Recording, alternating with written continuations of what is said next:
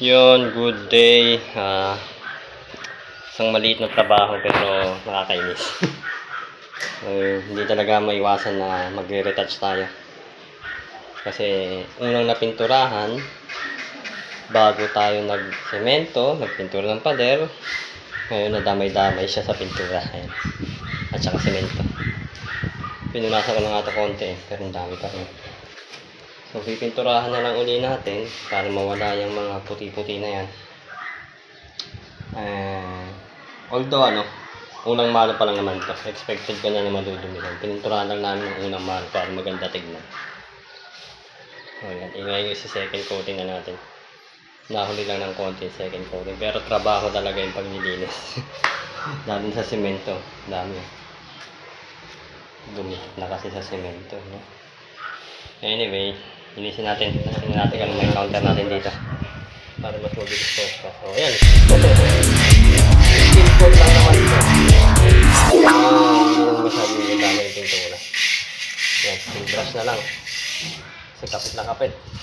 Grabe yun. Sana magtamaan yung ba naman yun. Sobrang kapal. Ako dapat siguro iniingatan. Yun, puting-puti na to. Halos din wala na yung pintura. Hirap tanggalin, no? Hindi na tayo kagaya dati na matatanggal ng todo. Kahit sinakaskas ko ng paleta. Tapos punasan natin ng basang-basahan. Tiyagain na lang.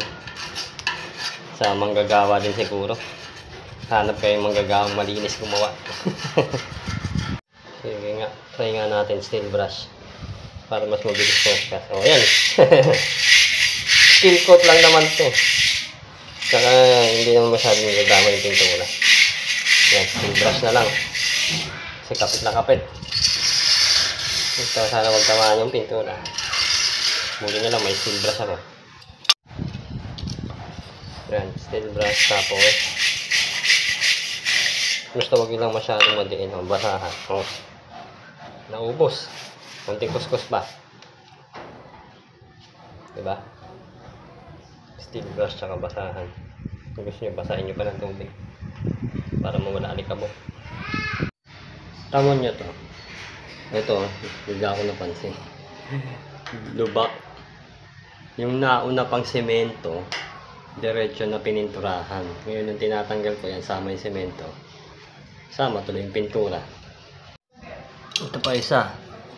Sunod-sunod na kayat ng pintura. Yung tulo. Oh.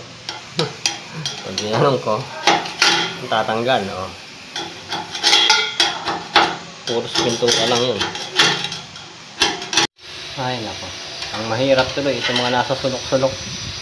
Pag napasukan na ng semento, hirap dukutin. So yun, nalinis na natin lahat. Although hindi na natin ibalik sa dating kulay niya, no. Yung iba kasi dyan pintura.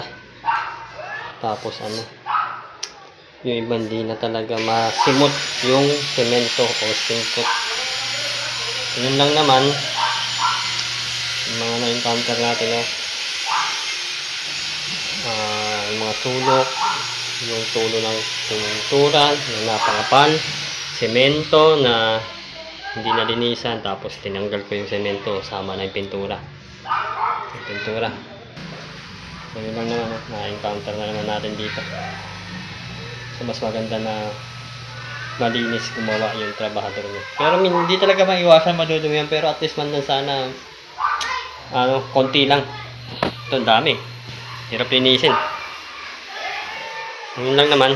At sa mga susunod pa natin makikita dito sa tinatayo nating bahay, no?